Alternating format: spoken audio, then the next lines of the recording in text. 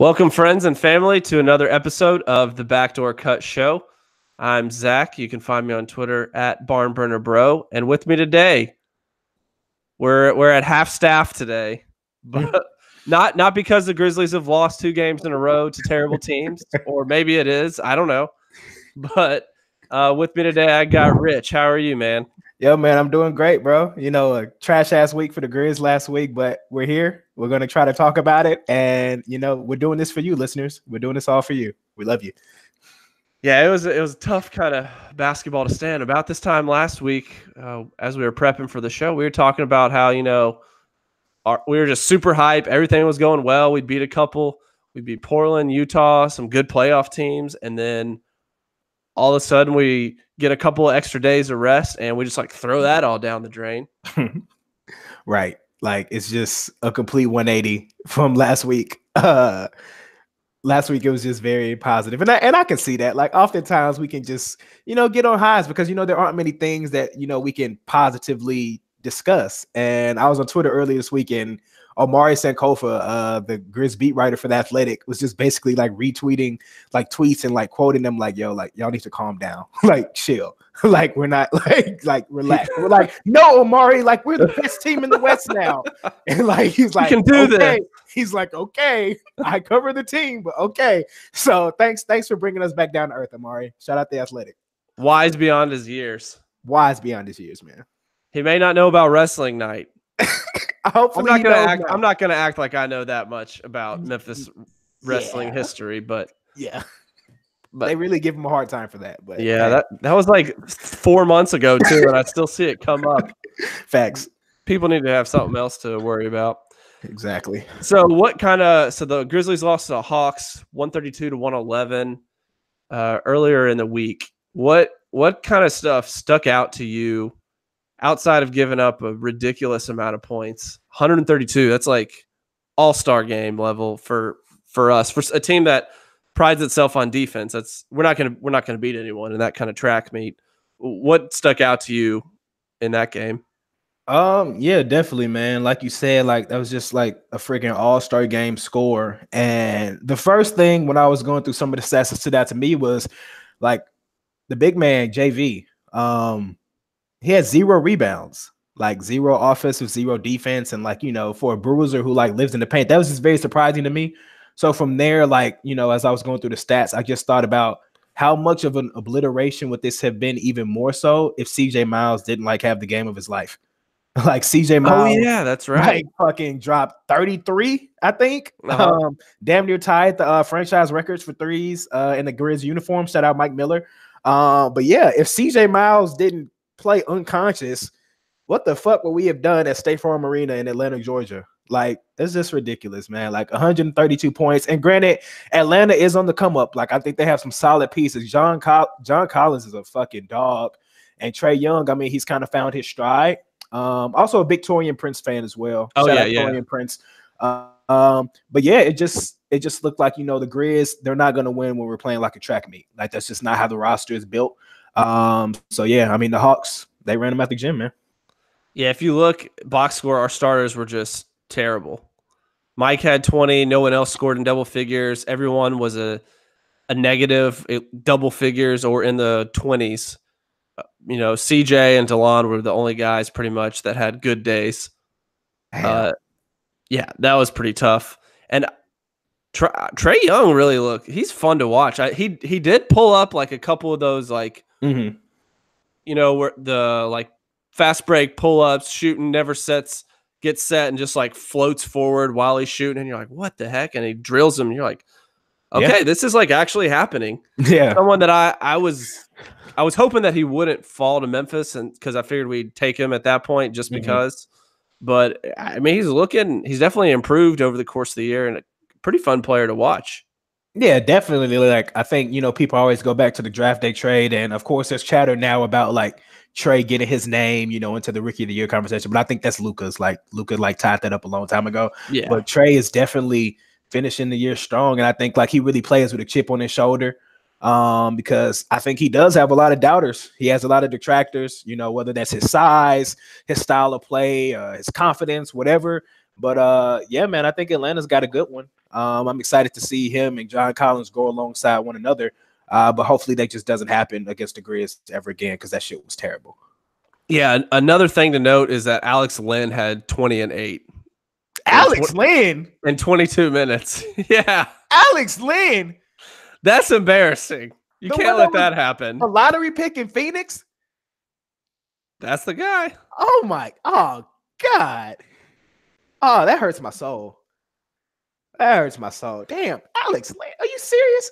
Yeah, I don't understand. Like, you have the extra days off and you come in. Right. I mean, are you just like that rusty? You didn't prepare? What causes that? You just to be like super cold. Right, literally, because I think they had the Sunday afternoon game against the Magic, and then I'm thinking, you know, Monday and Tuesday, and then all day Wednesday.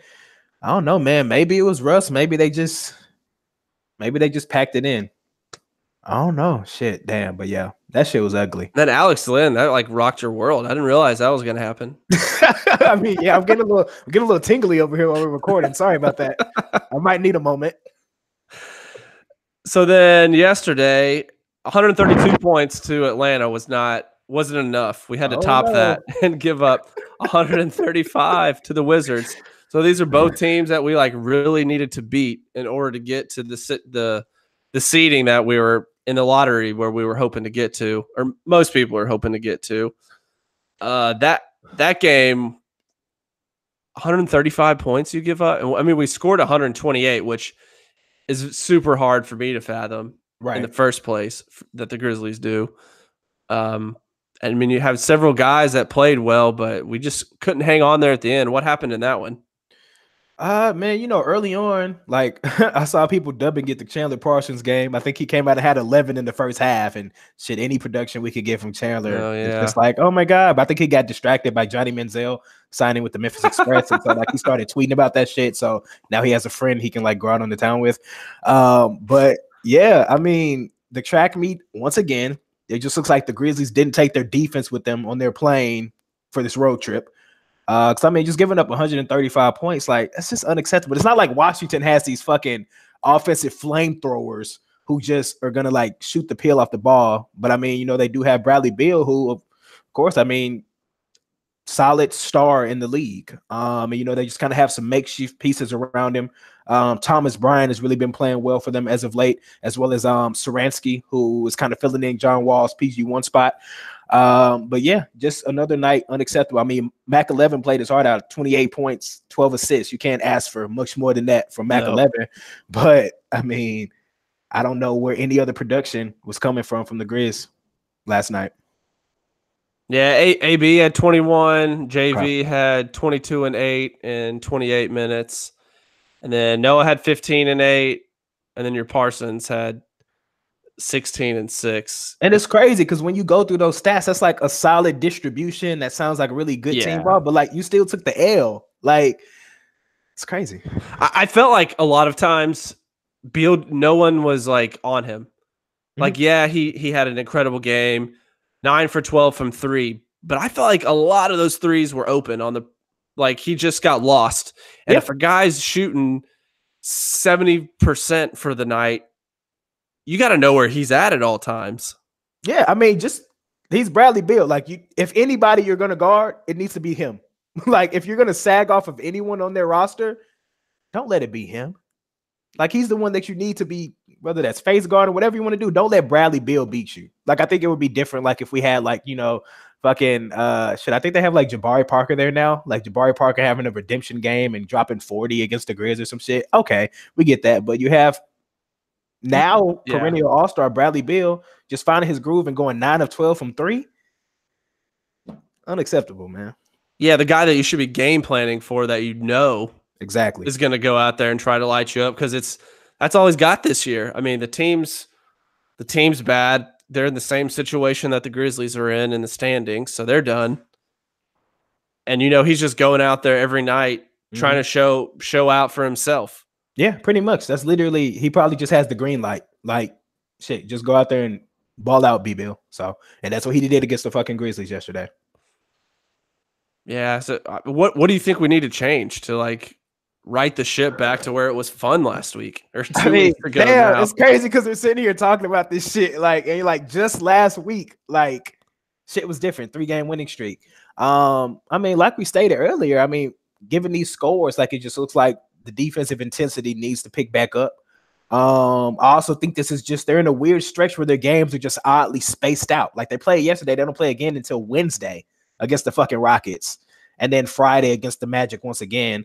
But yeah, man, if you're gonna fucking play like that against the Wizards and lose, what the fuck are you gonna do against Houston?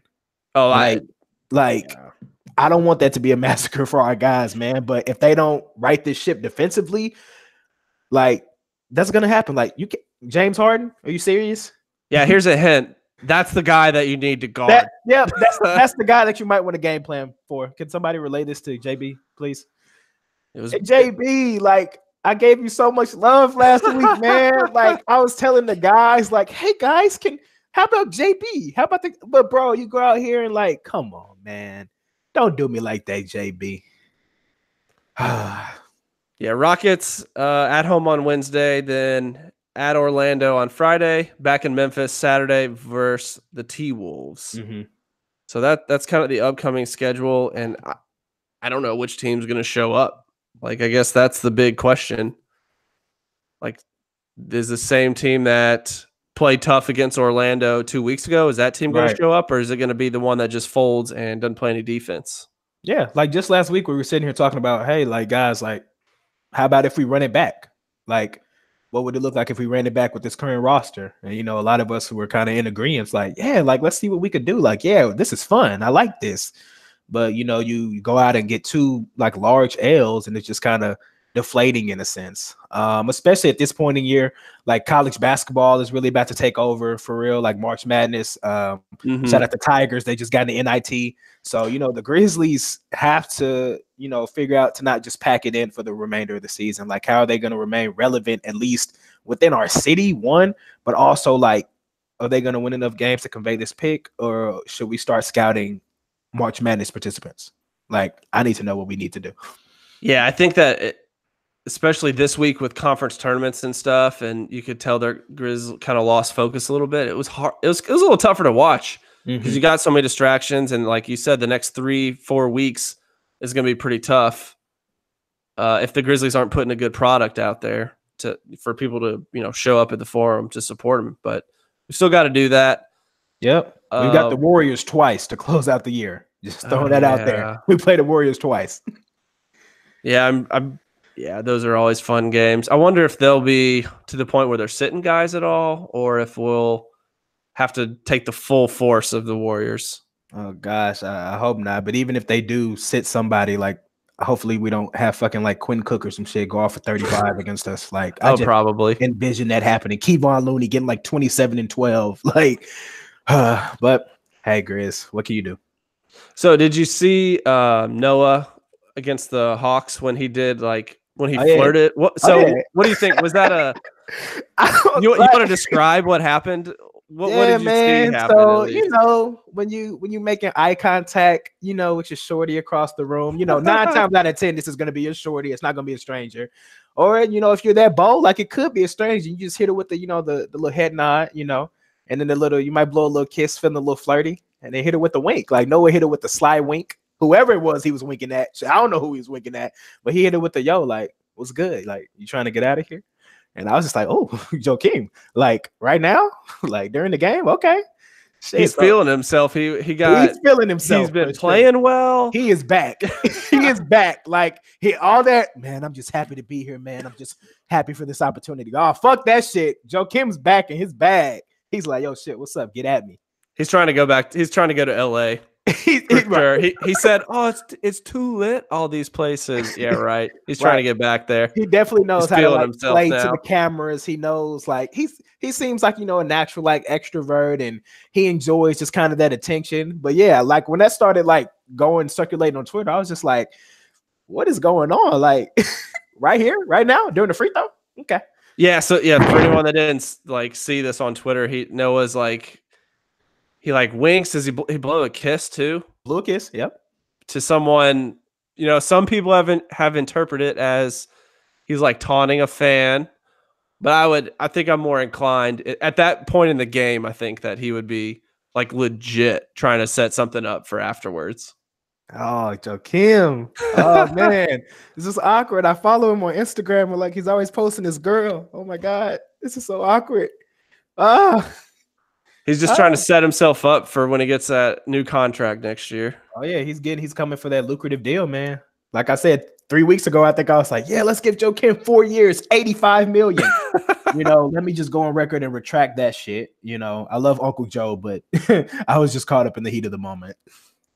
Yeah, I gotta calm myself down. I find myself doing that too. Right. But I think I'm just that's like like looking one for of the anything. things. Like we're searching for any type of anything we can like cling on or grasp to because this is the squad, this is our team. And so like anything positive that occurs is gonna excite us. Right. And I think Yep. that's one of the things that Amar was saying, like, shit, like y'all just kind of cling on to hope for anything. And I'm like, fuck Amar, stop reading us. We know. Damn. The outsider like came in and is telling us exactly how we're feeling, and he's right. He's right. Like he just read us so well. Oh man. Dang But it. what can we do? Yep. So anything else you got to cover? As far as the Grizz, man, I'm just hoping that this week they can kind of right the ship a little bit. I mean, we've got winnable games, I would say, hopefully against the Magic and the T-Wolves as well. Houston, like I'm just hoping we can compete, and don't let James get a 60 piece on us. But it'll be nice to kind of see the Rockets here in the Forum. But yeah, I think solidly Orlando and back home. T-Wolves could be a tricky one. That's the back end of a back-to-back. True. So we'll I just feel see like what they're a things goes team up. that we provide like a matchup problem to for some reason. Like, Mhm. like there's those teams that no matter how good or bad they are, they have our number. Yeah. But then like I feel like they could have a better group, but we always present we present a problem to them. Yeah, definitely. And I think they have, some young cornerstones who like don't really play defense like that. Well, like Andrew Wiggins isn't like checked in on defense. No. You've got Jeff T, who kind of just floats out there and waits to be pulled so Derrick Rose can come in because that's what people want to see. Like Jeff T is just kind of floating. Who else did I have there? Carl Towns, solid offensively. I'm looking forward to seeing JV against Carl Towns. That could be some nice bully ball. Oh yeah, JV and Noah going up against him. I don't know if he can handle that. He might be shook. he might be shook. For real. Yeah, I think that is going to be a tough matchup for him because they're such physical guys, and that is not necessarily the way that he plays. Oh, no, not at all. Like, Taj Gibson's going to have his back. Taj Gibson is more of the enforcer, the bruiser for the Timberwolves. So we'll see what happens. Yeah, definitely. Go check us out online on the-barnburner.com. We've got Grizzlies, Tigers, got some soccer action up with the new 901 FC town. We're going to be covering them a little bit, trying to spread the word on them. Games are a lot of fun. Rich is going to make it out there soon. Oh, yeah. That's for sure. Where can they find you on Twitter, Rich? Yeah, man. You all can find me on Twitter at What You Mead. That's WATCHU__MEAD. That's at What You Mead, man. Appreciate it. Awesome. All right. We'll talk to you guys next week. Later.